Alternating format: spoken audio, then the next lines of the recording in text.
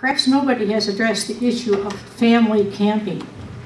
And the best thing that you can do for people who are out of work, who are depressed, to go into, when he suggests that they go into the parks, that they look at the beauty, that they be thankful for what they have and the lives that they have.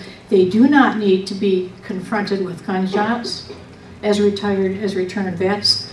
They do not need to see dead animals or be worried about their children and become more anxious than they are. I'm surprised that the gatekeepers here are even considering letting what I consider the rats in. And I do not mean the hunters and the other people. I'm talking about the politicians who snuck this in and didn't give much of us any notice at all. I only found out about this 2 days ago. You can't have campers with 7 children next to hunters with guns in a campsite. We think parks and trails are a gateway to the outdoors for many people.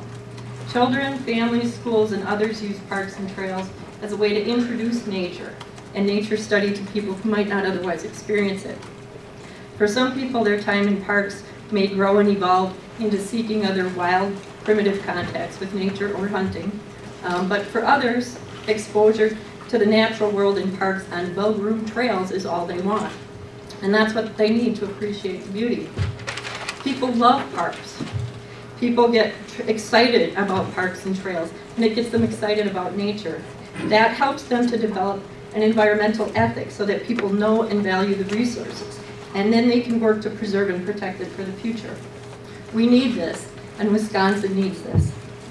Our long conservation history and strong environmental ethic in Wisconsin needs this to continue to preserve and protect the resources.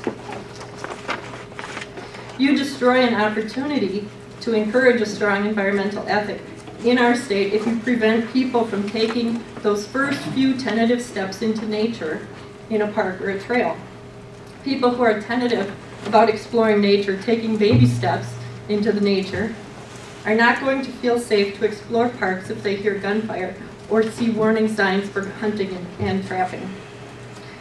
Whether it's just a perceived danger or not, they're seeing those things and they're reacting very really.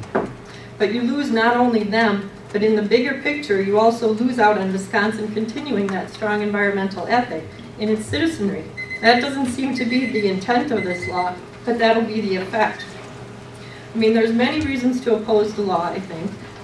Safety, obviously, but it would be truly devastating to Wisconsin if we lose the ability to encourage people to get out into nature, to step out there and learn about its beauty and develop the environmental ethic necessary to value the resources and seek to preserve and protect it.